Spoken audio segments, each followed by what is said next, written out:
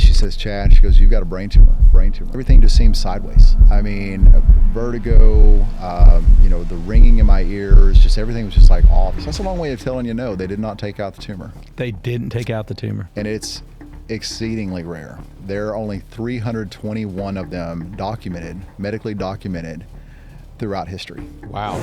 All I ever wanted to be was a dad. Everybody has something. Everybody has an it. Mine just happened to be, a brain tumor. As I approach 50, is that I've won every time. I've gotten past whatever that challenge is. I've got 100% track record. And I don't say that with ego or arrogance. Right. It's never that bad of a deal. You always overcome. Buckle up. This is What the Hell Do I Know with JB. Chad Miller. Go. Yes, sir. Glad to have you on the show, man. Man, so happy to be here. We've had a lot of conversations about this, and we have a mutual friend. I call him my silent, secret booking agent, Arlen Bushwitz, and he does such a great job. Super connector, man. He's a super connector. He just knows like everybody in the area and everybody's story, and leans into it. And so I'm thankful for Arlen. But we kind of got your name from Arlen, and you were telling me your story. I mean, you've been quite an athlete your whole life. Yeah. Doing a lot of super sort of runs.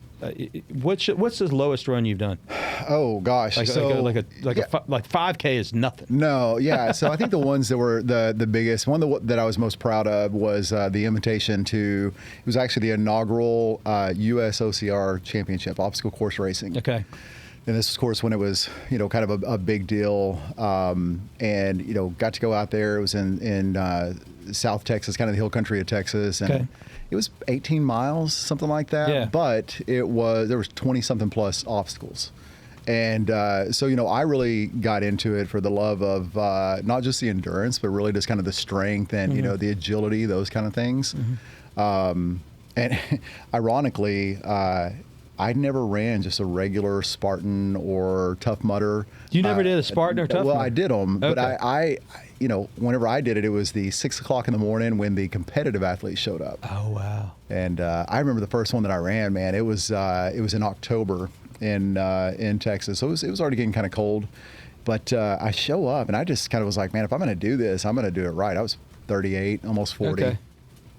And so you waited till 38 and 40 to start doing this. I'm like, let's go do this. But if I'm going to do it, I'm going to do it right. We're going to compete, Right. So I get out there, man, and I'm talking, these guys were thoroughbreds. I mean, they had muscles on top of muscles, and you could tell I was going to get smoked. It was just going to happen. And I did, but man, it was so fun, hanging out with those guys. And went under the barbed wire in the dumpster. Oh, yeah. And yeah. Do all the things. Ran through the electrical shock thing at the end. Swim through a stock tank in the middle of October in Texas, man. It was, it was a blast. But kind of got into that. And, I'd been an athlete long before. I grew up an athlete playing baseball, and I was probably better at basketball than anything else, but I stopped that after middle school and ended up playing baseball. Went to a small school out in Central Texas. Okay. And it kind of always stuck with me. That was just the mindset that I was given, the mindset of an athlete, and stuck with it. And well, what I know about your story is you really got into this. I mean, this ultra kind of competition stuff and these obstacle course sort of races. I've done one. My wife and I did a Tough Mudder one time. Yeah. In North Georgia, kind of outside of Athens, Georgia. Yep. And I think the course ran somewhere in the neighborhood of like almost 13 miles. It's basically half a marathon. Yeah. You don't get a half a marathon, tag for it. Right. But I guess because you have to stop at these obstacles and get through them. Yeah. But it was cold. Oh, yeah. I was wet. I mean, it was muddy. They don't make it easy. Electrocuted. I can remember getting done. On the way, we stayed at a hotel, and the hotel said, remember, you signed the death waiver or whatever. Yeah, man, it's wild. I kind of back to the championship. One of the cool things about that was you had to complete every single obstacle. And they brought in the toughest obstacles from the Tough Mudders, the Spartans. There was a whole lot of like smaller, obstacle course things. They brought all of the toughest ones in and said, these are the ones you're going to do.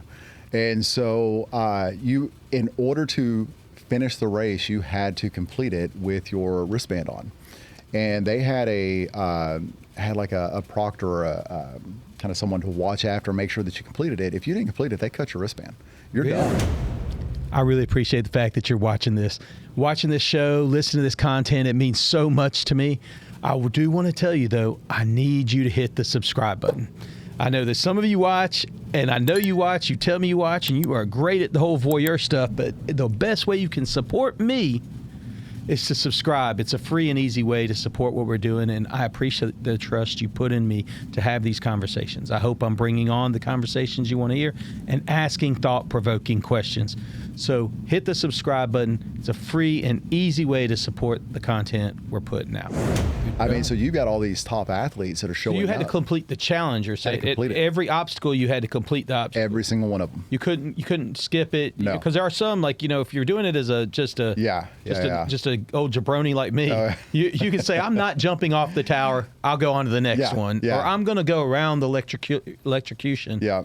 I'm not going to do this one. Had to finish every one of them. And it was ended up for my age group. I finished 27th. So 27th in the U.S. I was fired up. How many people were in do you think the whole competition? A couple hundred. I mean, in your age group? Well, so I'd have to go back. I mean, they gave me this poster. Sure. Several hundred names on it. Wow. So yeah, I don't even know anymore. Wow. This was 29. But you had to be invited to it based upon what you had done at previous competitions in this world of obstacle course, and that got really big. I can remember it was huge. We were running it ourselves, and doing. Like I said, I did one Tough Mudder, and I was like, "That's all I need to do." What was so funny? We stayed at a place called the Ritz at Lake Oconee, which is a beautiful place. If my audience, if you're listening to this today, I'm telling you, go check out the Ritz at Lake Oconee. It is an incredible retreat to go to. Nice. However, don't do it when you go to the Tough Mudder.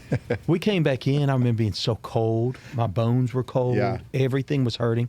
My wife had set us up for massages the next day. The massage therapist is like pulling her aside. It's like, let me know if he's done. I mean, she has bruises all over her body. And That's horrible. She says it's just the Tough Mudder. It's not my husband. Yeah. Oh, that's horrible. But it's true. I mean, it's like, and why do we do this to ourselves? It's what's the challenge, right? Yeah. And what kind of training do you have to do? I mean, I was doing CrossFit at the time, and I'd run. I'd add some extra layers of run to it, maybe an extra lift day, things of that nature. Yeah. Hard on my legs, hard on my core. Exactly. But what were you doing? Yeah, I mean, it's really the same. It was, in the gym all the time. I actually did a lot of trail running. The hardest thing for me was actually my ankles. So I was a catcher playing baseball my entire baseball career, and so ankles and knees were tough. And so did a lot of trail running. And it's amazing that you find the right trails, man, and you're hitting rocks and roots and everything else. It's like, man, it's going to strengthen you in the right way. Yeah. A lot of core that way too, because it's you're off balance the whole time. Right. So, but a lot of traditional strength training. Got into. I didn't do a whole lot of CrossFit, but I would do a lot of functional fitness, and obviously that age, man, flexibility and range of motion, that type of stuff's important. Mentally, though, how do you prepare for something like that? Because you're going through a lot, and it's very easy to say, you can't skip any obstacles. No. You're having to do it all. Yeah. So you're having to face certain fears. Yeah. So your body wants to break down. Every time, because it is a mental game, right? And that's really what I think is most important about the whole thing. And, my wife has always said, and she's got a video of me doing a hula hoop with my daughter, who at the time was probably 5, on my shoulders. And she says in the video, and this is so true, she's like, if you want Chad to do something, you tell him no. And, at 30, 35 plus, your body's starting to kind of break down a little bit, getting a little bit, tighter. I'm not supposed to be out there. And so for me, it wasn't necessarily, I wanted to win. I've got that mindset. But at the same time, I know that I'm not going to beat this 22-year-old kid who, he's running these things in 15 minutes. Right. But for me, it was going to be to finish, and you do have to have that kind of don't quit mindset. Yeah. Which, it's carried Do you with me. regulate your food as going into these type of races? Do you start your diet? Do you start looking at those sorts of things? Yeah, too? man. So I was doing a lot of studying. When do I do carbs? How do I do carbs? How do I do the right fats? Those types of things. At that point, I was eating, 6 meals a day. Wow. It would start out with a breakfast, and then at 10, and then at 12, and then at 2, and then dinner, and then typically something before bed. How far before the race would you start this regiment of this diet? And training in general, maybe? Yeah. So the training never stopped. Okay. Really, it just, it was always, when is kind of that next race coming up? But yeah, I would make sure to do the right carb loading like the night before. And man, sometimes that was hard. We actually got to a point, we bought an RV.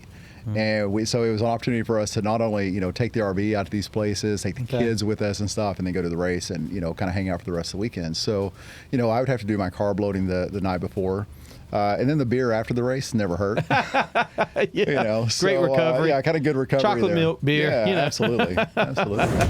True North Pest Control. I love those folks there. They are a family-owned business. They love it. The dad, the son, the daughter's involved. They love the communities that they're in, and they support the communities that they're in. That's what I love about family-owned businesses. So give them a call. Tell them JB sent you. They will take care of you. That's TrueNorthPest.com. True North Pest Control. They are your pest control superheroes. They're in Orlando, Central Florida area. They're all in the Emerald Coast in the whole state of Georgia. They're continuing to grow.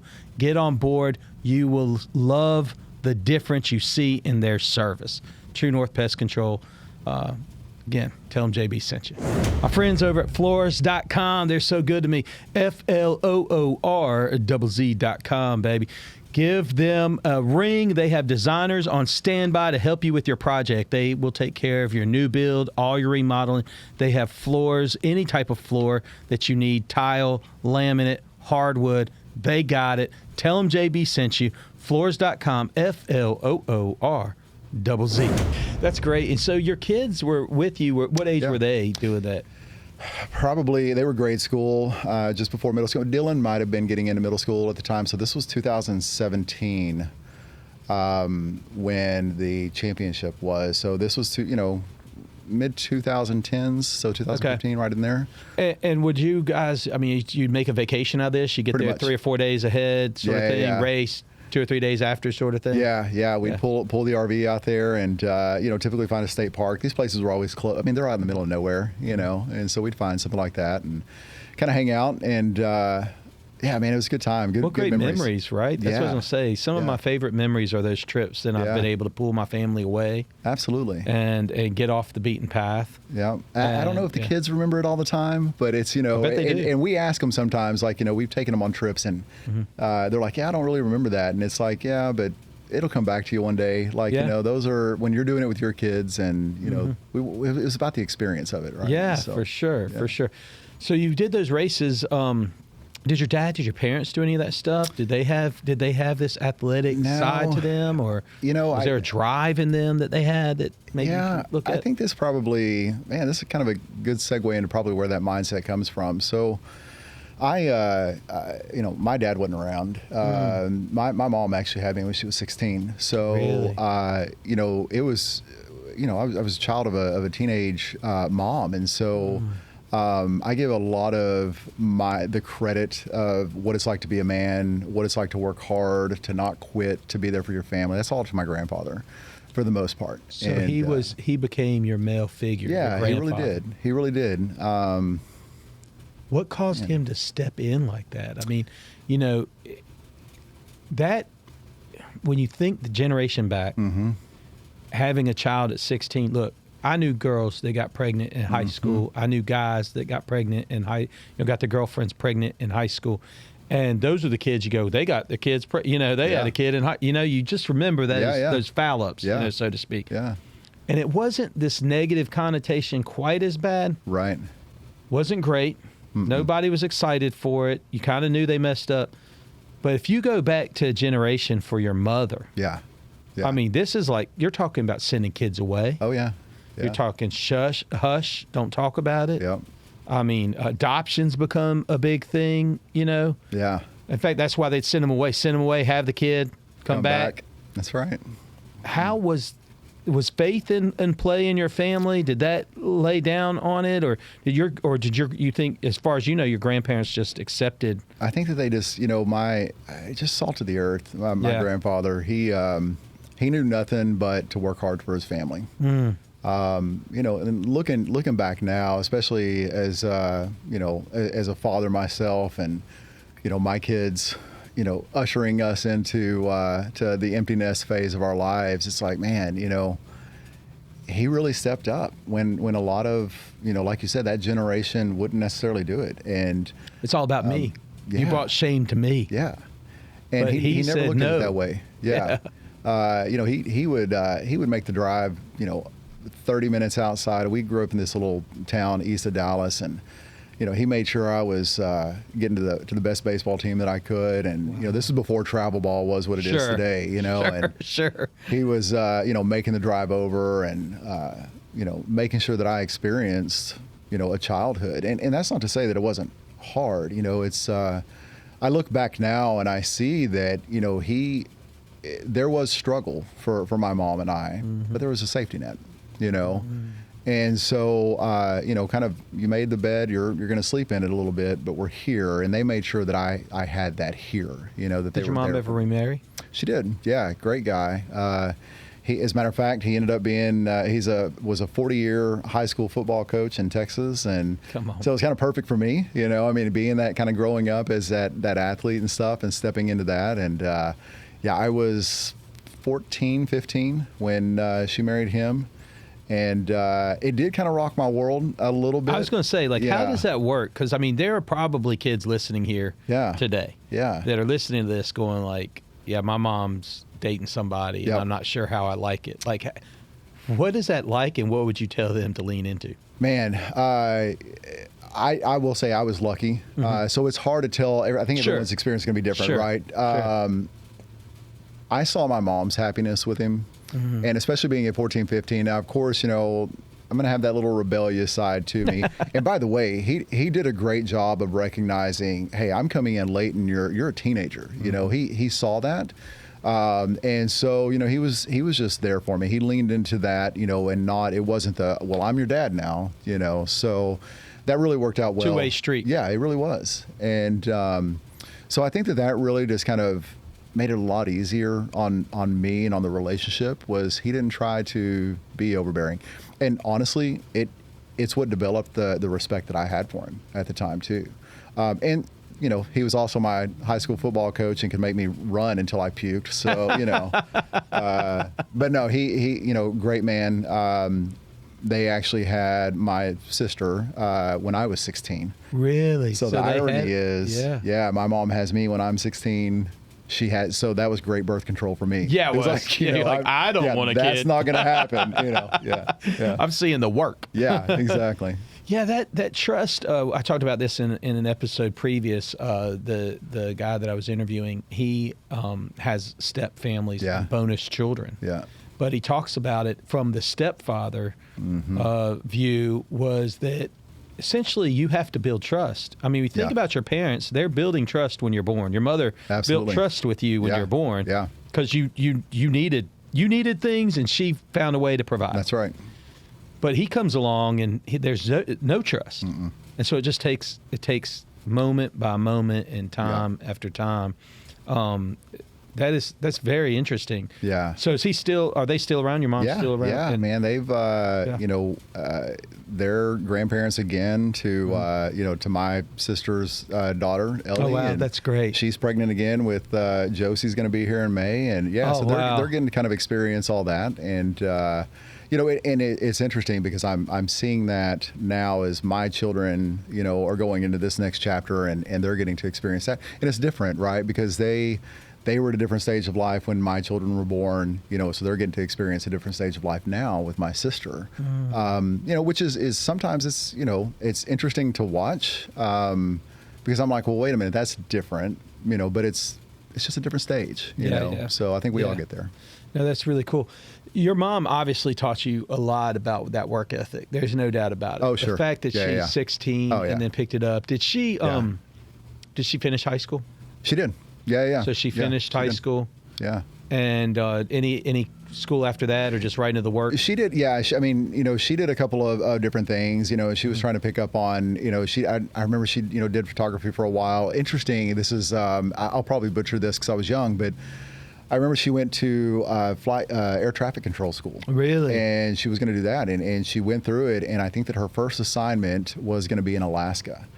And so, can you imagine, you got this young child, and, now I'm looking back and I'm like, man, that would have been so cool. Right. Right. But I get it because outside of her, the comfort zone, the safety net that you had. And if you're, as a single parent, I can remember having young kids and my parents being nearby and my wife's parents being nearby. And we were so thankful for them. Oh, yeah. So did your dad ever come into the picture at all? Did you have a chance to meet him? Or? Yeah, he did a couple of times. Okay.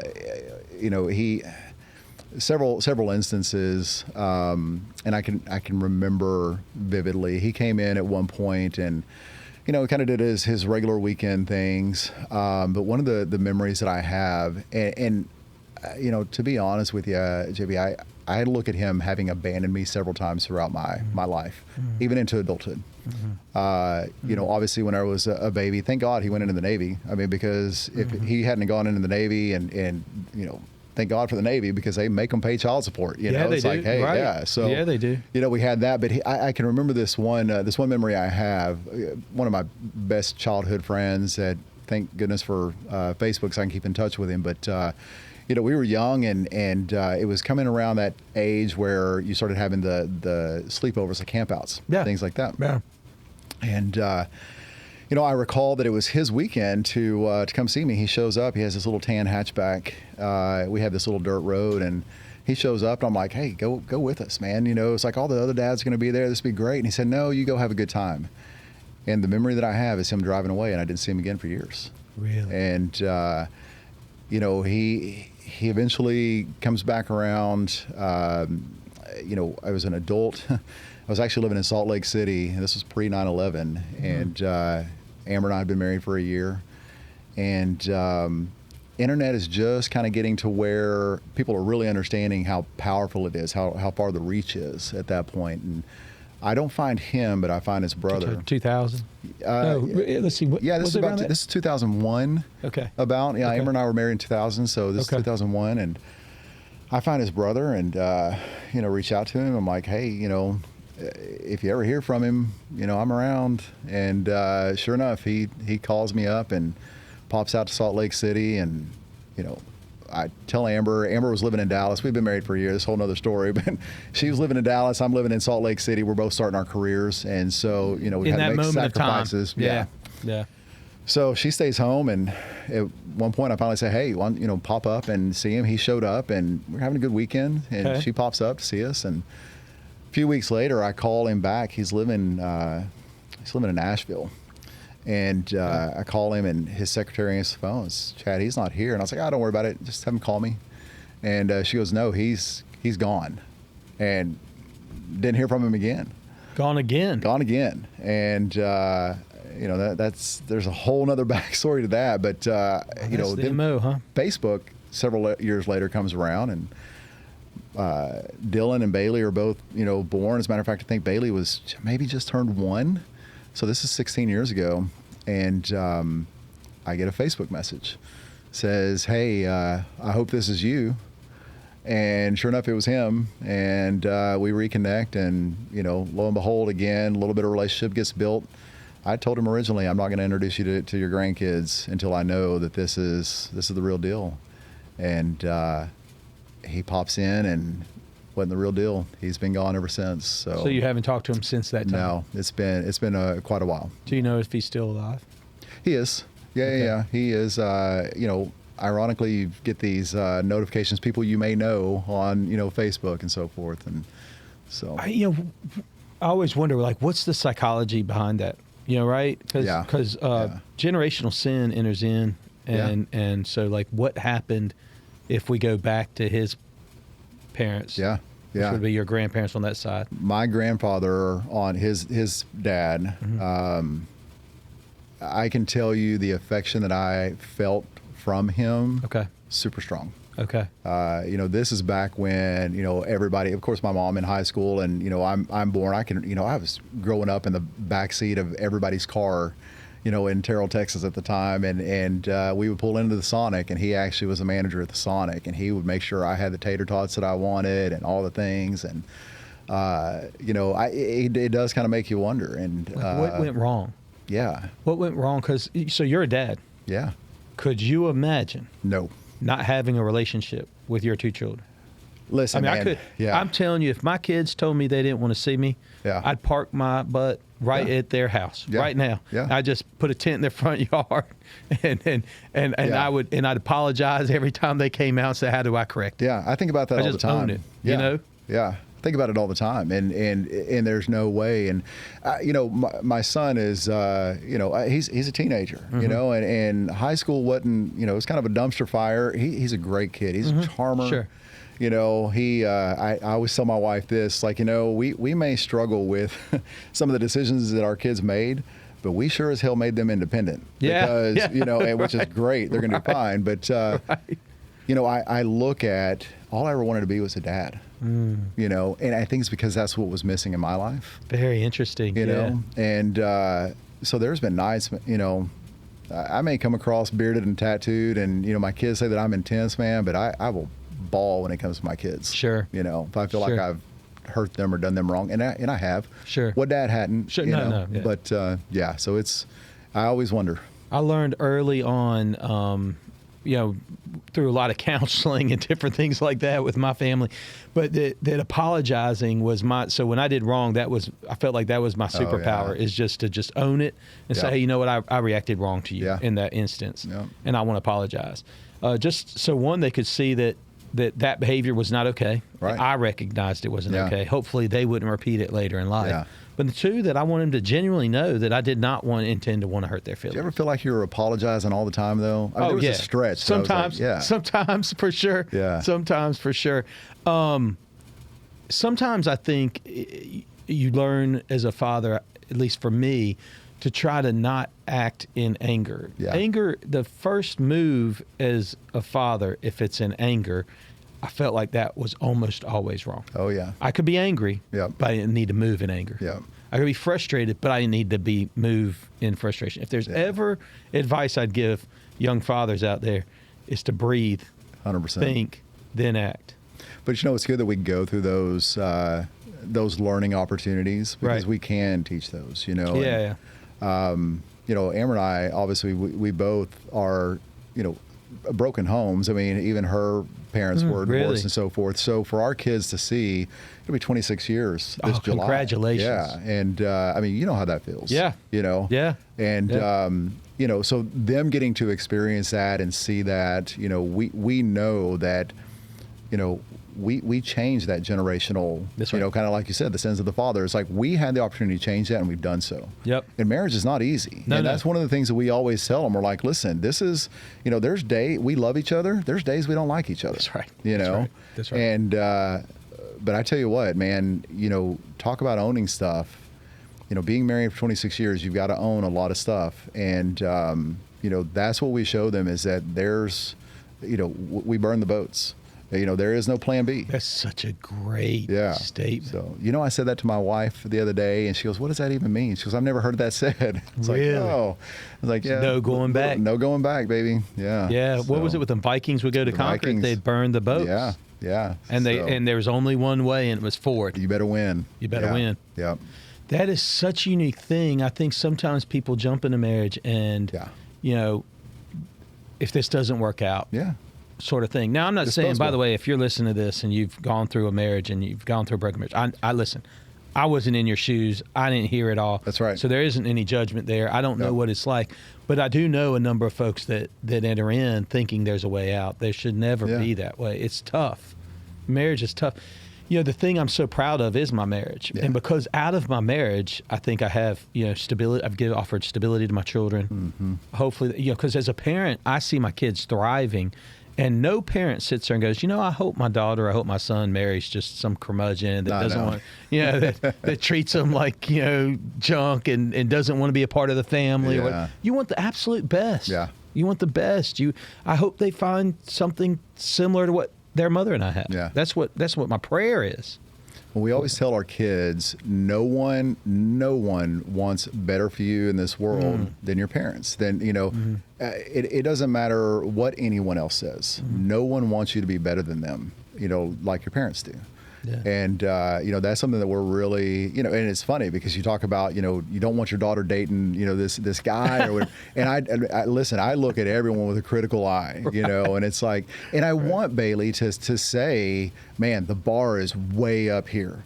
And like, if you don't meet the bar that my dad set, sorry, next. Yeah. And I want her to have the independence. And that's one of the things, too, is that I look at my wife and just how proud I am of her because she doesn't need me, which it took me a long time, by the way, to mature into this is a woman that doesn't need me. Does she really love me if she doesn't need me? But what I discovered was she wants me. Oh, and wow. man, I mean, talk about just a powerful thing to, you're an independent person. You can do your own thing, but you want me. Now, I annoy the hell out of her. She'll tell you that. But, and that's something that I want Bailey to see, too, is that, you need to be an independent person. And when you want someone, so we dated, as a matter of fact, if it's okay, I'll tell you kind of our genesis. Please. I dropped out of college. Okay, I failed out of college. Yeah. I moved to. Let's tell the true story let's here. Be honest about this. I just stopped going to class. So I started working for this company. It was a huge global company, and I started washing coffee pots in a warehouse.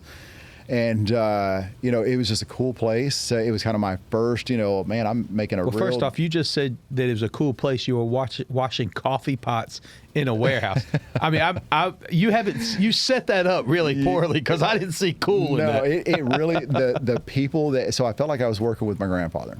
All the men that were, fixing these coffee machines and stuff and, doing all this stuff. It's like I was gleaning off their wisdom. Really? And I didn't know it at the time, so now I can look back and be like, man, what a time, to really just learn. And again, see hard work from a different generation, right? And so I'm washing coffee pots, and eventually I get to move into where I get to start delivering coffee to all of these high rises in Dallas. Okay.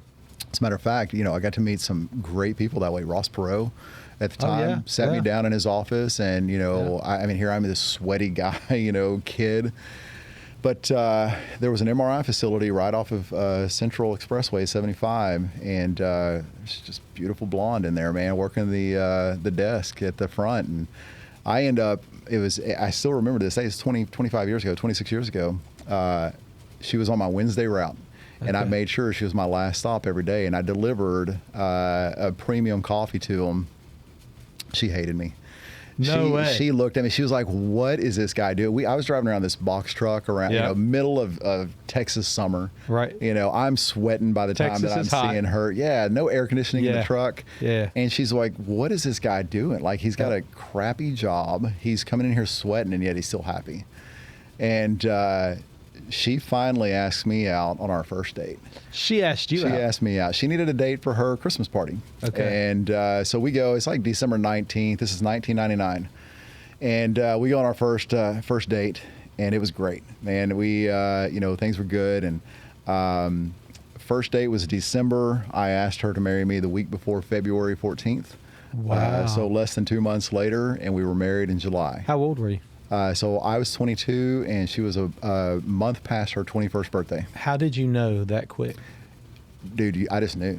I mean, it was seriously, and I'll tell you a story too, and I don't even know if Amber knows this 26 years later. This is so exclusive. I'd already bought her a ring, and I knew, man. I mean, you bought her a ring before the first date? No. This was, so we had already gone on our date and stuff. This was getting kind of close to, we'd already been on a couple of dates. And I'd gone and I bought her a ring, and I was still delivering coffee, and Medical City was there in Dallas. And I walk in Medical City, and lo and behold, I see my high school sweetheart sitting there. And I'm praying. I've been praying since I've got this ring. Is this the right thing to do? Is this the right woman for me? Talking about Amber and thinking about Amber, I was like, Lord, I need a sign. I'm about to propose to this girl in less than 2 months. Mm-hmm. And I see my high school sweetheart, who I hadn't seen in 4 years. Mm-hmm. Didn't think a thing about it. Said, hey, how are you doing? It's good to see you. How's your parents? walked about my way, I knew right then that Amber was going to be my wife. I mean, it was just, there was no sense of, man, am I missing out? There was no looking back. It was just, man, it's just the right thing. So you mentioned that you were praying about it. When did faith start entering into your life? Man, great question. So I went to Howard Payne University, where I actually went to school. As at the time, is funded by the Southern Baptist Coalition. I mean, it was Southern Baptist school, and it was funny because I look back on my childhood and I can remember going to church a little bit. Easters, if even that. I mean, we'd go for the potlucks. Okay. The Von Erichs were speaking one time, and I remember, so I got to go and see Fritz Von Erich speak up on stage, and I can remember those little things, but it wasn't like we were going consistently on a Sunday. But I went to Howard Payne, and you're just kind of in the middle of it. I mean, we were doing, we would have chapel on Wednesdays, and I got in with a group of friends, just great people that they all had relationships with Jesus. It was just fun. Really in college, it sounds like your faith kind of took off then. I did. And, it's funny because I've never, we go to church now constantly, and there's been times throughout. I mean, shoot, man, we lived in Salt Lake City for 2 years, and that was just a whole nother thing. I mean, you've got to lean into, when we found a church, like we leaned into it, and you built your community around that. And so, God and my faith, my faith in Christ is always has been there since I was a teenager. I mean, since I was an old teenager in college. And there's times, just like everybody else, kind of stray away from it. But certainly I've always known, doesn't matter how far I run, man, I turn around and He's right there. So that is the truth. Yeah, but that's when it started. Was college. Very good. Yeah. So I want to jump into. I love the background. I love to understand where your determination came from, why you're driven into your family. I think that's so good because one of the incredible parts of your story is that in this journey of running, in this journey of fitness, in this journey of taking on all these challenge courses and everything else, you started having some problems. I did.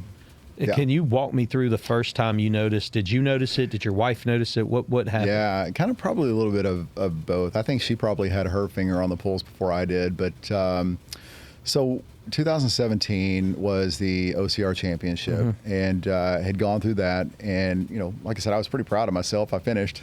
Didn't get my my wristband cut off. So 27th. Yeah. In your grade group. Pretty good. I'll call that a win.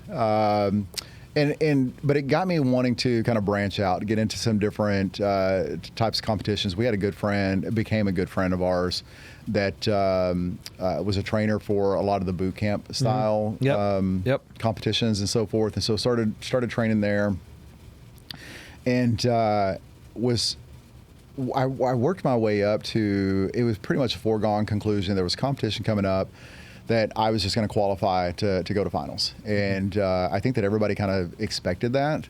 So I go to a competition that day, and I just miss. I mean, I'm sitting there, I'm watching the leaderboard all that night as they're kind of tallying up all of the results and so forth. And I was qualified for a long time, and then finally I just dropped out, like in the 11th hour. Really? And I didn't quite understand it. I knew that I kind of felt off, and I'm like, man, I'm 40 years old. I'm tired. It's an off day. Still competing with a bunch of 20-year-olds and so forth, and just an off day. But I start training harder, because I'm like, I'm not going to let that happen again. Right. And Amber's training with me. We're going to 5 a.m. Training, and Renee, our trainer, she's pushing me hard as ever. As a matter of fact, I wrote a blog post right around the time that Renee Jones tried to kill me. And, it was true, because I started getting to a point to where we would be driving home, and, man, everything just seemed sideways. I mean, vertigo, the ringing in my ears, just everything was just like off. And I'm like, man, I've got to stop pushing myself this hard. Wow. And Amber finally says, listen, I made an appointment with your PCP. Like, something's off. You kind of look at me sideways all the time, and she's not meaning sideways in a negative way. She's like, literally, your head is constantly tilted when you're talking to me, and that's just not normal. Wow. Something's off. So I go to my PCP, they do blood work, everything's fine. He says, I want to send you to an ENT. And I was like, listen, I'm just working harder than I have. My body, breaking down, it's not recovering the same way. It's just not recovering the same way. It's like, I'll scale it back a little bit. He said, no, I want you to go to the ENT. No. So I go to the ENT, and she's, does all the tests on me. And I can remember she walks up to me and she looks me in the eye and she says, how long have you had that ringing in your ear? And I said, I didn't tell you I had a ringing in my ear. I was like, did one of your tests show that? And she goes, no. She goes, you've got tinnitus. She goes, how long have you had it? And to be honest with you, I've had it for as long as I can remember. I mean, it's really forever. And I can't remember a time in my life. I just thought it was normal. You always had a ringing in your ears. Always. And I can't remember a time that I didn't. Wow.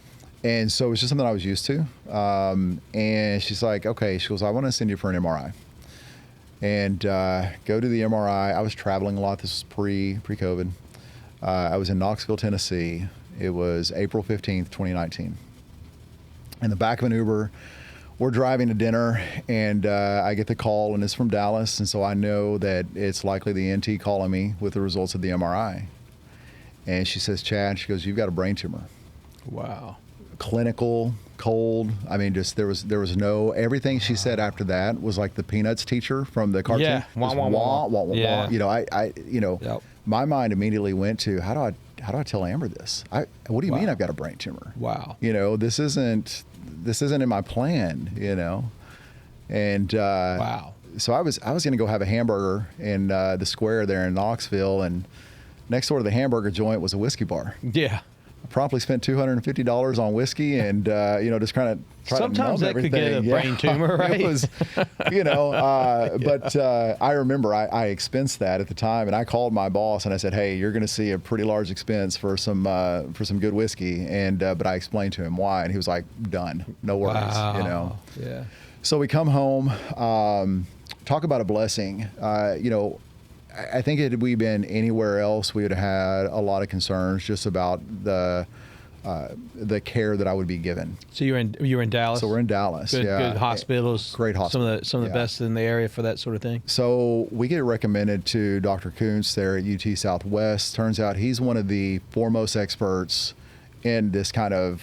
It was acoustic neuroma. I don't think I said that. So it was an acoustic neuroma is what they diagnosed it as. What does that mean? I mean, it's so basically it's in your brain. But what does it mean? It's a growth that is on your acoustic nerve, sitting on your balance nerve.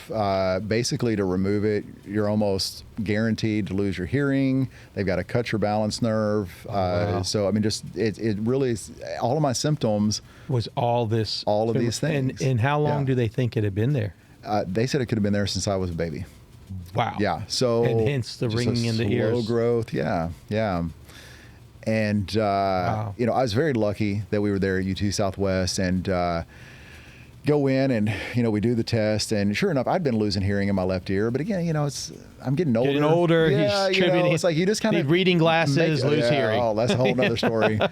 But it's 2019. We go in. He says, Chad, he said, it's there. It's not supposed to be there. Mm-hmm. That's what's causing these troubles. We're going to send you to vestibular therapy, which is amazing. He goes, we're going to correct. Your body and your brain are amazing things. Like, we can correct all this stuff, without doing surgery yet. Oh, wow. And so I go and, we're doing this therapy, and it was crazy, man. They'd have me walking on like a board and throwing me like weighted balls, or making me catch, and because they're trying to get my body to be upright again, to get rid of the dizziness. Wow.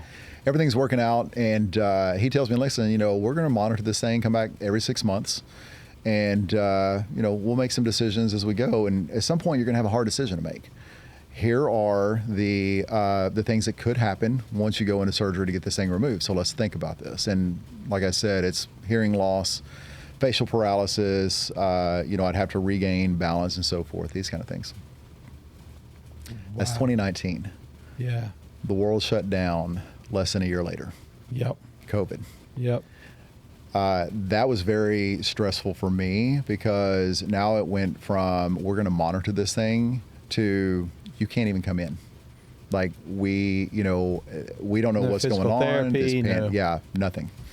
They had sent some stuff for me to do at the house to kind of do the therapy stuff, and which was fine. And of course, I stayed on that because Amber stayed on me to stay on that. Mm-hmm. But it was just kind of one of those times that I'm like, I've got this thing growing in my head, and there's so much uncertainty.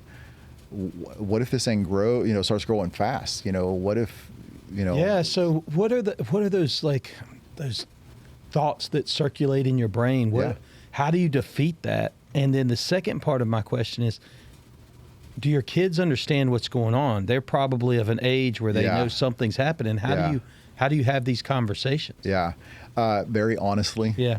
The conversations with them, they were middle school, and so it was very much, hey, I've got a brain tumor, guys. Mm-hmm. And I don't know what's going to happen. It's growing slow. It's interesting because at the time when it started presenting the symptoms, I memean, it was no bigger than a pea. Right. And but you're not supposed to have a pea in your brain. Right. Right. And so we just explained to them as much as we knew. Interestingly, Matthew Stafford's wife, at the exact same time, was diagnosed with an acoustic neuroma. Really? Yeah. I knew she had something. Yes. Yeah.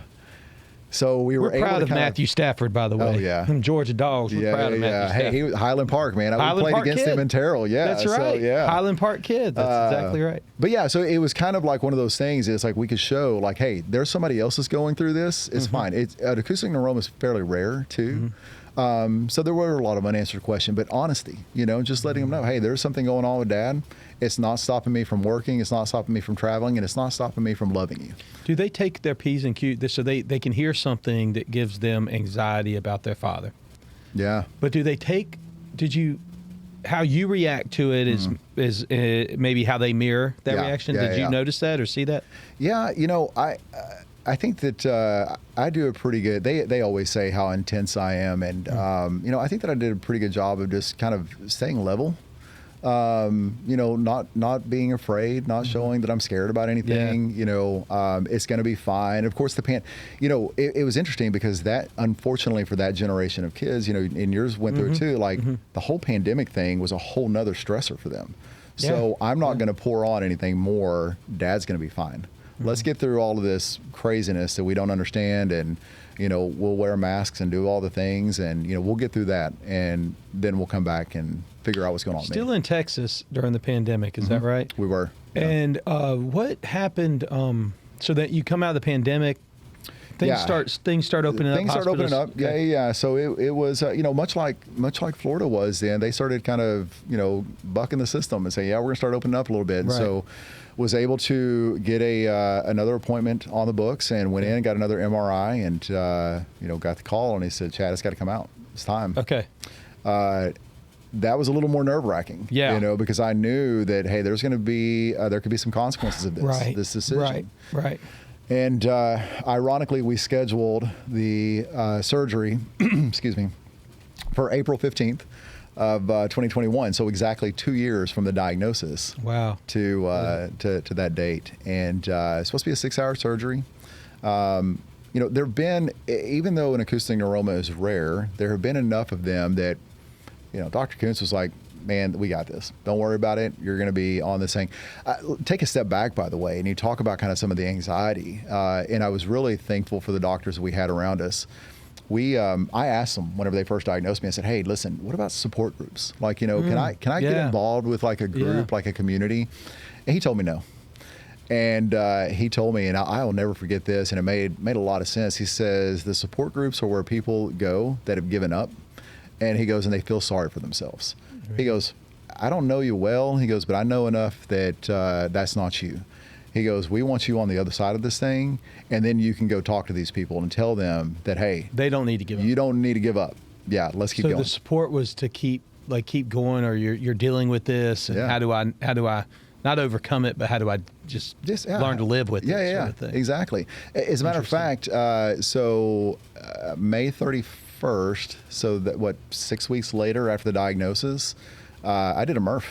I mean, Did you it really? was Memorial Day, and I was like, man, we've defined what the it is. It's now, I know that I've got this thing in me, but it's just not going to stop me. And so I guess whenever you talk about kids mirroring, kind of what was going on, they still saw. They saw you working out. Yeah, I was staying healthy. still doing the things. Yeah. Which, by the way, those of you listening, look up the Murph workout.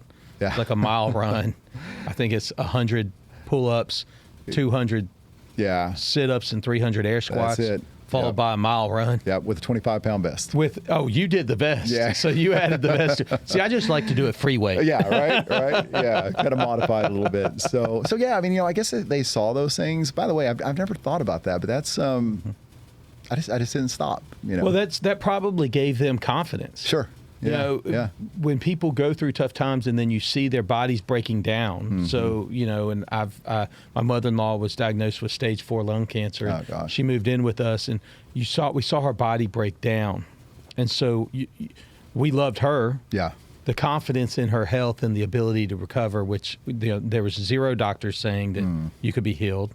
So that didn't help. Yeah. Right. When you're in that world, it's palliative sort of care. It's increasing life, that sort of things. But in your sense, I think it is. It's probably an outward showing that, hey, this not great. Yeah. But I can do something. I didn't tell a lot of people about it. As a matter of fact, it's only been in recent time that I've even talked about it. So did you ever get this brain tumor out? Because that's what I'm interested in. Because you go into this surgery, 6-hour surgery. Yeah. Did they get it out? So 7 a.m. we showed up at UT Southwest. 5 a.m. They start doing all the prep. 7 a.m. They get ready to roll me back, and it was interesting because if I'd ever had a piece about what was going on, it was at 7 a.m. when I was getting ready to go get a hole put in my head.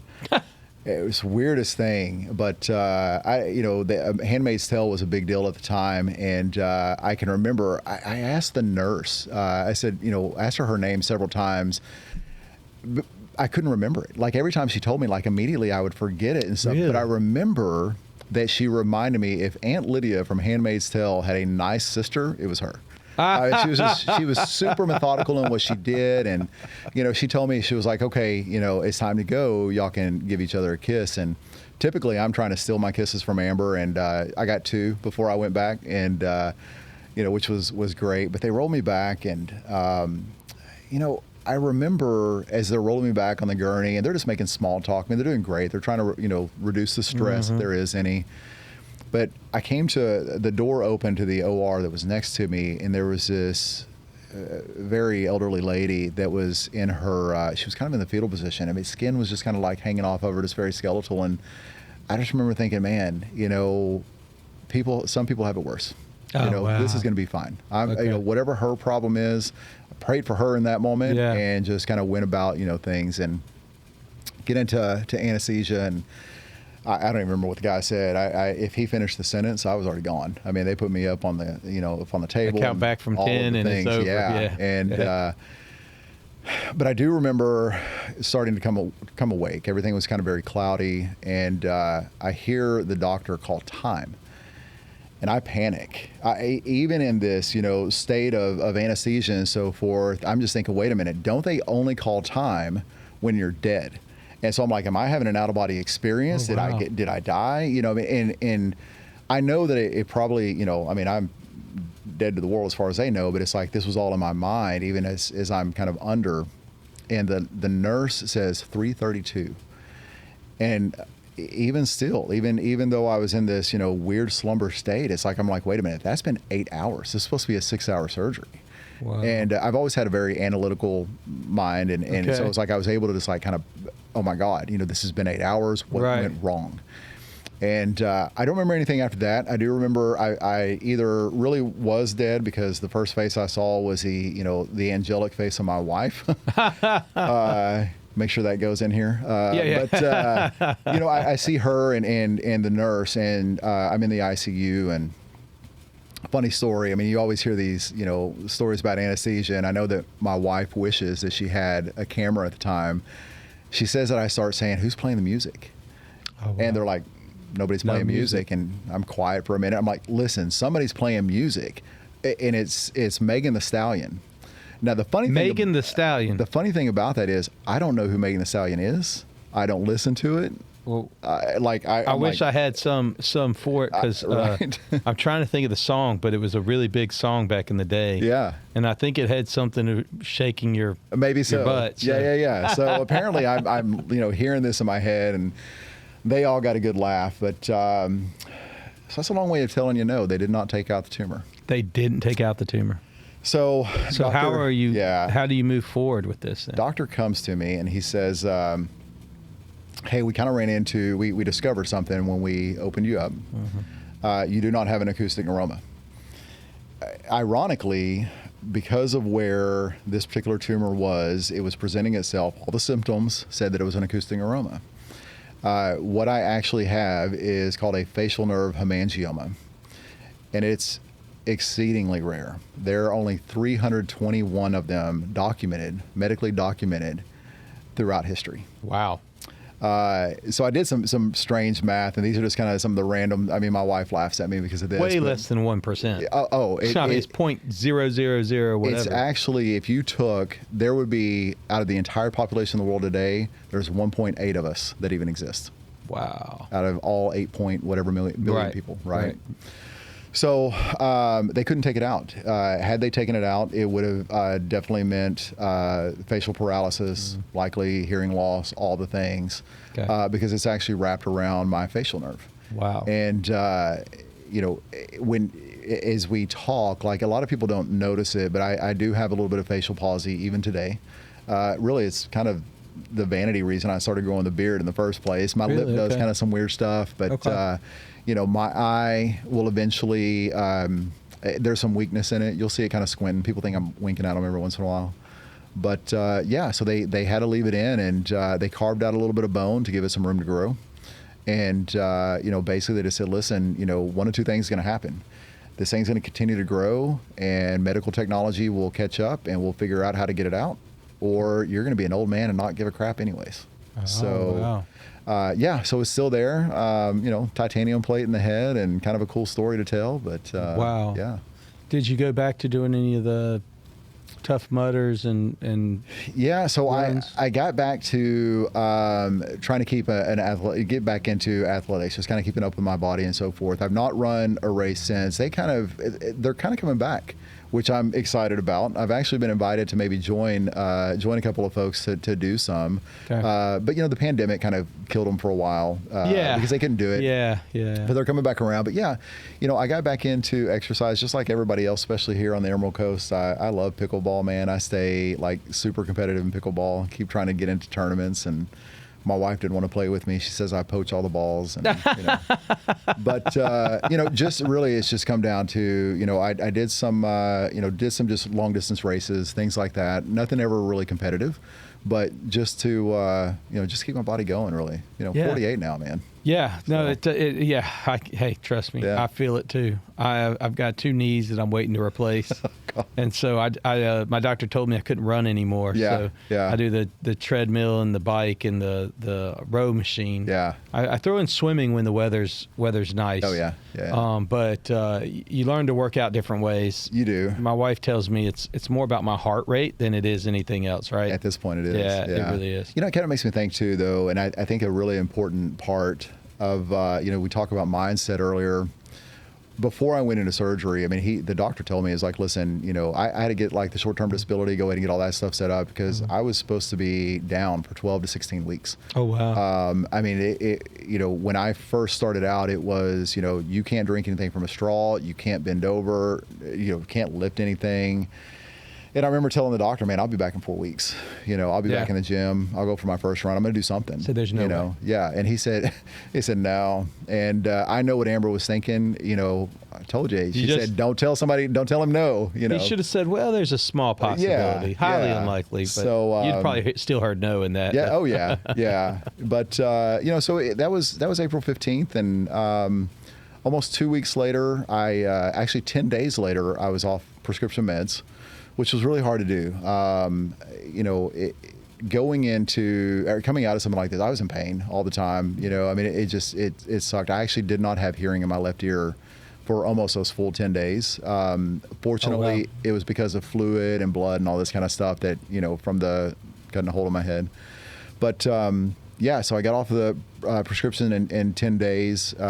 It's just not good for you anyways. You know, I need our bodies are amazing. You know, they can take care of themselves if you let them, you know. And then I go in. Well, garbage in, garbage out, That's right? exactly it, man. That's exactly it. You know, and when you force your body to do something and it says, oh, well, you know, we'll let the medicine take over, you know, you're not going to get the same quality of recovery a lot of times. And so went in, I actually walked into the doctor's office to get my stitches out, and he was amazed. He was just kind of shaking his head like, you're not supposed to be walking in here, man. Like, where's the wheelchair?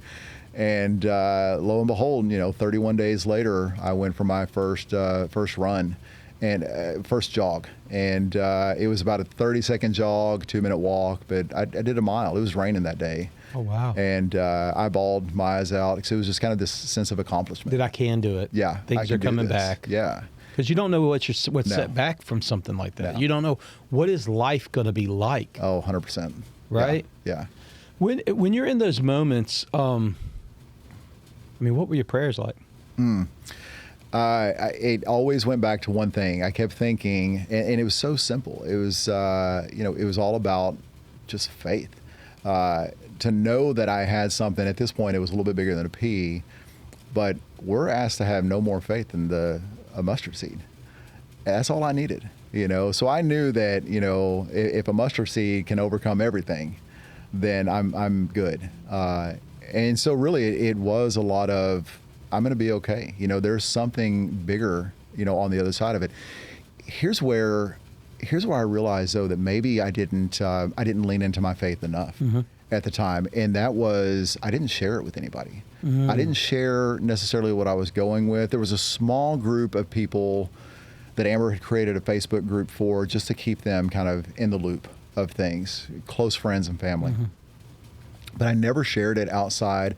People that, you know, whenever I took off from work, I just thought I took a vacation, you know, except for my direct boss. He knew, you know, exactly what was going on. But most everybody, nobody knew anything. And I look back on that now, and I realize that, you know, I kind of kept, I kept a wrap on my testimony, and I did exactly the opposite of what, you know, my doctor said that I should do, and that's to share that there's something on the other side of this. Don't give up. And so now I look at it, interestingly enough, I actually shared it with a group of 400 salespeople and tied it into kind of, you know, drive and mindset and so forth. And, you know, I've been in sales for 20 plus years, and I hear no all the time, you know, and it's like you just keep going. And that one was hard to get through because I had not told a handful of people. Wow. And here I am standing in front of 400 in this conference room. And I'm bawling. I mean, I'm just like, you know, it's hard to get through because I, you know, bringing back a lot of memories and so forth. And I had a meeting to go to right after, which was really interesting because I missed it. As a matter of fact, when I finished giving my talk, I didn't look at the crowd the whole time. So Arlen would be so disappointed because I didn't do, you know, my you scanning. do eye contact stuff, And it was silent as soon as I was done. And I'm thinking, well, that didn't land. And then I hear the sniffles. And I look up, I mean, there's people just crying, you know, and everybody has something. Everybody has an it. Mine just happened to be, you know, a brain tumor. But when you can name that it, you can get past it. You figure out a way. You know, you either pray for it. You know, I can't pray it away. That's not to say that God couldn't just say, it's gone. You know, I know the miracles like that can happen, but he put it there for a reason. And for several years, I didn't say anything about it. I didn't make that next meeting, by the way, after that, because there was a line of people. I couldn't even get off the stage. And they were just telling me, you know, thank you so much. I'm going through XYZ. And if you can get past this, then I can get past that. It's amazing how our stories can, you know, help others. It's just amazing how testimonies work. Yeah. I say all the time, Revelation says we're saved by the blood of the Lamb and the word of our testimonies. Yeah. And the testimonies do. It tells you, I leaned into Jesus here. That's it. Or I leaned into that. And then honestly, you probably lost some support from folks. You probably stole some joy from folks that could have supported you even more by not sharing it earlier. You're not the first person to tell me that. You're really not. And that's where I think, you know, I look back and I'm like, you know, I didn't want to make it about me though, you know, and you know, well, that's the guy thing though. Yeah. It's just, I didn't want, and I realized that by not making it about me, that I was allowing ego and selfishness to step in. And, you know, now I do want to tell people you can make it through, especially when it comes to, and there's horrible things. You know, our neighbors just recently passed away from cancer, and it's just like, you know, there's some things you just, you know, they're gonna play out and not the way that you want to. But you know, you can overcome a lot through prayer and petition, and you know, just having a mindset. Well, the renewing of your mind, 100%, is a biblical attribute. Yes, that can really change outlook. It can change outlook. It can change body chemistry. It can change, you know, outcomes. And it's been proven time and time and time again. 100%. And I am witness to that, right? I mean, I went through that. You know, and now it makes sense why the doctor would say, no, you're not going to go do that. Because you also don't want the negative influence of others. You don't want that energy to bring you down either. Okay. And so, you know, I think about that a lot. Well, now you've come through this. You come out on the other side. You moved from Dallas over here to this beautiful Emerald Coast of Florida. Yes, sir. And it's I know we're all glad to have you here. You got involved in supplements, though. Is that right? Because something in your life, probably exercise, probably some of this brain, tumor stuff and recovery. Yeah. This world of recovery. And then age, I imagine, is probably catching up. What drove you into that? And tell me a little bit about it, because I know you brought some of these supplements here. Love the question. So obviously, being an athlete, and you asked kind of about the protocol earlier, like, what was your diet like? What was supplementation like? So forth. Supplementation has always been a big deal. And, one of the problems that I have with a lot of supplements out there, though, you have to really be careful, right? You've got to watch what you're putting in. Like you said, junk in, junk out. Even in the supplement world. Even in the supplement world, and gosh, man, I'm in a couple of masterminds, and people, they kind of hate me because I'm just like, man, you're selling the same stuff I can get in Walmart for half the price. You're just getting it right off, the manufacturer's just white labeling it for you. Yeah. And whole nother story, but so we move out here. There's actually kind of two parts to it that I would say the tumor was kind of the genesis of me really kind of thinking about all of this. The first was we move out here and moving, especially this part of Florida, people don't realize that we're central time zone. And so, one of two things is happening. It's either getting dark at 4:30 or it's light all, for, 20 depending on the time of season, it's longer light or it's shorter. And it was kind of messing with me a little bit. And so I started looking into, I knew supplementation was a good thing. How can I kind of get my body back in alignment? How can I kind of restore, myself back to getting into a rhythm? Did my research, and there's a pretty prominent doctor that he's got a protocol, and I started taking it, but it's expensive. Right. It's like 6 to 8 bottles and about $150 a month, and it works. It worked great. I was very consistent with it, and that's one thing about me is that I'm going to commit to it. I'm going to stick with it. Okay. And I know that's I don't believe in sedative lifestyle. I'm a huge opponent of melatonin. That is a synthetic. Your body makes it. You shouldn't be taking it in a gummy form. All these things. So I'm taking this, but I start to realize I'm like, man, the average person can't get a hold of this stuff. They aren't going to pay $150 a month. The protocol was very difficult. It was 8 pills on a Monday, 6 pills on a Tuesday. If the moon is full, wind's out of the east, you take 4 pills. It was just weird. And I feel like I'd have to have 8 apps to keep up with it. I had a notepad, in the bathroom just to write all this stuff down. And I actually started writing it on the bottle, just to say, this is when I've got to take this. And so I told my wife, I said, Amber, there's got to be an easier way. And she's like, well, figure it out.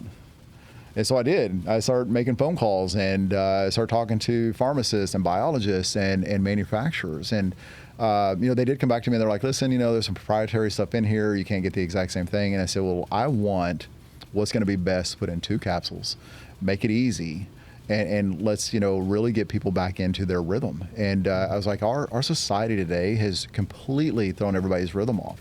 It's not that you can't sleep, it's that you've got all of this external noise that's just really disrupting everything. Well, what made you, I know you said I want to figure it out so that it's more accessible for the masses. But how do you get from the idea of doing that to all of a sudden be talking to, I guess, pharmacists to a degree? Thank goodness for, Google and ChatGPT. I mean, I didn't know what to do. I didn't know who to call. Yeah. So I just started making phone calls. I started looking at the bottles of, the supplements that I was taking. Okay. Just started calling them and saying, hey, what can I do here? And when they told me, I thought the challenge was going to be, and I'll never get it to work, was when they said, hey, proprietary ingredients and, what you're asking for, this isn't going to work. And I started doing more research, and I came across hops. Okay. Hops is an ancient grain that has been used for sleep for thousands of years. Okay. But unfortunately in America, and we just don't really look at what they're doing over in the East. Right. So I called and I said, hey, what about hops? And they said, well, what about it? And I said, how do we put that in here? And they were like, what made you think of that? And I said, because it's been used for thousands of years. Right. And so we put together this formula. Another thing that was really important to me, when I was really training hard and even coming out of my surgery, I was taking a nighttime, daytime protocol by another certain company, and loved it. I mean, what it was doing for me, it kept me energized. Everything was just, it was really good. Gone to my PCP after, for one of my regular checkups after my surgery. And he says, Chad, he said, checking out good, blood's good, everything's good. Any concerns? And I said, well, I don't have a concern, but Amber does. And he says, about you? Yeah. I said, my wife loves white bath towels. And I said, and I know that I'm clean whenever I get out of that shower, but the next morning, my white bath towel is like yellow or like brown. And he goes, what supplements are you taking? So I told him. He leaves the room for about 15 minutes. He comes back in and he says, the great thing about supplement marketing, he goes, they're the greatest marketers ever, because if you need 200 milligrams of something, they're going to tell you 2,000 is great. It's wrong. It's just going to give you expensive pee, or in my case, your body is going to start excreting it any way that it can. Wow. And in my case, it was really coming out of my pores. So I stopped it, and 3 days later, my wife had white bath towels again. How about that? So that was one of the things really important as I was coming up with this formula, was to say, hey, the right balance. I need the balance. And because of the research that I put into that, specifically with Overnight, which is our nighttime supplement, I get a call from one of the manufacturers, and one of their scientists has said, hey, I think you need to put a patent on this. Really? And I said, man, patents in the supplement space are, the chances hard to do. Chances are about as good as me getting another brain tumor. Yeah. So he says, no, I think you do. So we interviewed 3 patent attorneys, and they all came back and said, you might have the right mechanism here. And by the way, so one of the pharmacists that actually looked at it, clinical pharmacist, he says, hey, he goes, I don't know what made you decide to do these dosages in particular. He goes, but this is like what the average person needs and no more. And so your supplements that you got, and I know you've got them right there on the counter. You've got Overnight, and then is it Jumpstart? Jumpstart, yeah. Jumpstart, and these really are helping you to regulate your body, because recovery comes with sleep. Mm-hmm. So it's helped to regulate the sleep, get good night's sleep, good rest, and then during the day, what is Jumpstart? It's help clarity and things of that nature. It absolutely is. So it's got the nootropics and so forth, and really, we want to make sure that what you're putting in, everything is all natural. So we make sure of that. But the Jumpstart is your energy, vitality, and an immunity boost. Okay. And obviously everyone's concerned about immunity, and so forth. And so we want to make sure that we always say that sleep shouldn't cost tomorrow, and that's exactly what happens today, right? It's the sedative lifestyle. It's the hey, I need speed to sleep. That's absolutely wrong. That's not how your rhythm recovers, and really it's the rhythm that does recover you. There's a reason LeBron James sleeps 16 hours a day. Right. There's a reason why these high performers are sleeping, and they're telling you that their sleep protocol is, lengthy sleep. Right. Now, the reality is quality is often better than quantity. Everybody doesn't need 8 hours. Some people need 6, but they need to make sure it's quality and that you're getting into this rhythm. The Jumpstart being the daytime protocol, I take it in the morning with breakfast. Some people just get up and just take it. Right. One of the best compliments that I ever got about Jumpstart came from a gentleman in Dallas. He calls me up and he says, hey, he goes, I don't know what you did here. He goes, it took me a little while, but I realized that I wasn't reaching for that 2 o'clock cup of coffee in the afternoon. Really? He was like, I was focused. I was getting things done all day long, and he was doing the full protocol, the overnight at night, and the so 1 pill at night, 1 pill in the morning, 2 pills. It's 2 capsules. 2 capsules. Yeah. And I've always heard that when you're taking a capsule, that it's not the same as like an injected or something like that, and that you just kind of urinate it out and evacuate it. So how do you make sure that these things stick? Yeah, it's really the bioavailability of the actual ingredient itself. Okay. So we use veggie caps, and we want to make sure we're staying as close to all natural as possible. Okay. So it's just a vegetable cap. The release mechanism that it's going to actually be, and really what you're hearing too is when you don't have a bioavailable ingredient, that's when you are peeing it out. Or they're giving you too much. Because your body is going to only absorb so much. Okay. And another thing too is, and I won't go into the science of it, but there is an ingredient in there that actually allows another ingredient to latch onto it and actually delivers it in a better way. Right, so that your body does absorb it. Okay, so these particular supplements, I mean, if you are on a supplement market doing other nootropics or you have other things, adding this to it, is that what you'd recommend? So, or you would say you just need to take a look at what you're doing? Yeah, and typically I like to tell people, listen, if you want to do this, unfortunately, the industry has, for lack of a better term, just lied to us. It's all about speed, right? It's all about speed to having a filling. It's, for Jumpstart, for instance, anything that's competing against it, it's, do I get that tingle, right? Do I feel like I've got energy? Energy isn't a filling. Energy is, do you have the ability to last throughout the day without crashing in the afternoon, right? For the same thing for sleep, how fast can I get to sleep? You're not supposed to go to sleep fast. That's not how your body works. That's not how the rhythm works. And so, really what we're competing against is kind of the lie that the industry as a whole has told. Okay. And said, listen, we want you to be consistent. So to answer your question, I tell people, if you're taking these other things, stop. Okay. Give me 30 days. I've got people that they've called me after 3 days, are like, it just doesn't work. Well, it's not supposed to work in 3 days. You've spent the last 10 years with really, really bad sleep. Right. You're not going to fix it in 3 days. Right. We're in this for the long haul, not just for, hey, I need to sleep tonight. Let me knock myself out, and I'm going to feel like crap tomorrow. Yeah. So where can people find your overnight and Jumpstart if they want? Oh, man, yeah. So MaxenHealth.com. It's just MAXEN Health, HEALTH.com. Okay. Show up there, and it's all there. We really talk about the journey that you're going to be on. Most people really don't care about the science. They want to know that there's science there, but it's a transformation. We don't sell sleep. We sell a transformation. We sell to, the mom who's worked all day and came home and she snapped at her kids because she's tired, and she feels like crap at 11 o'clock that night, knowing she's got to go apologize, right? When you've got steady energy throughout the day, when you're getting the right amount of sleep and the right kind of sleep and so forth, you've got more patience, you got more willpower. That's really where this all started, was just willpower. Sleep at night so that way you can walk past the donut and get your protein instead. Okay. And I talk about this all the time. We want to start at the beginning, and that's where sleep is the beginning. I hate Januaries because it's always the new year, new me. resolution. Yeah, it's they're selling all the protein powders, and get the 6-pack with the protein powders.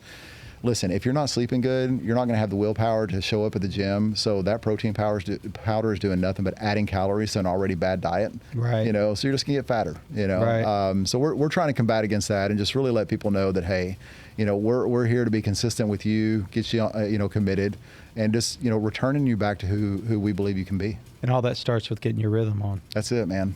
That's great. What is a month supply? What is that running? So month supply, I mean, typically we, if you get on a subscribe and save is what, pretty much we try to do. We want to get the commitment. It's $39.99. So, it's a third of the price. Third of what the others out there that we're doing. Absolutely. Yep. I mean, you're talking all in for the whole protocol monthly is, about $80. Oh, wow. Yeah. Very good. Yeah.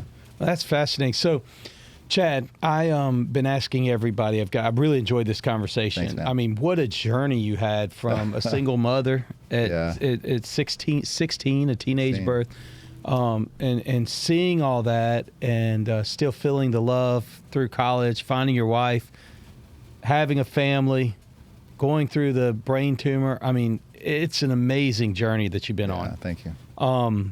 And you're still here, and you're still happy, and you're still married. You've got a beautiful family. Last question I've been asking everybody is, if you could go back into your 20, 25-year-old self, somewhere in that age group, you could say that there's a practice, a principle, an attitude, a discipline, something that you're doing now that you wish you had done back then. What would you tell yourself to do? Pause. Yeah, you brought it up earlier, and it really resonates with me. Just pause, right? Everything doesn't need an immediate answer. Every action doesn't need an immediate reaction. I think for me, and I've had the conversation with Amber several times, I didn't know how to be a dad. I knew how to work hard. I had a great grandfather that showed me how to be a man, but I didn't really know how to be a dad. And I wish there was a lot of times that I could go back to, that period and just pause. Everything's not a catastrophe. And I think that we often look at everything as just that. It's a catastrophe. We're not going to return from it. But the one thing that I've learned, as I approach 50, is that I've won every time. I've gotten past whatever that challenge is. I've got 100% track record. And I don't say that with ego or arrogance. Right. It's never that bad of a deal. You always overcome. Whatever the worst is. Whatever the worst is. You've handled it. Absolutely. Yeah. That's amazing. Sometimes I think we need that perspective. When I was younger, I always felt like it was the mountain was so big. Oh, yeah. Could I overcome it? Could I get through it? And you're right. Yeah. Looking back enough times of winning, you say, okay, I can do this. Yeah. It's not that bad. And that's our testimony, right? That's our testimony. Yeah. Man, this has been great. Yeah, a lot of fun. Thanks so much, man. I really appreciate it. Yeah, definitely. It has been absolute great conversation. Yeah, Thank love you, it, buddy. man.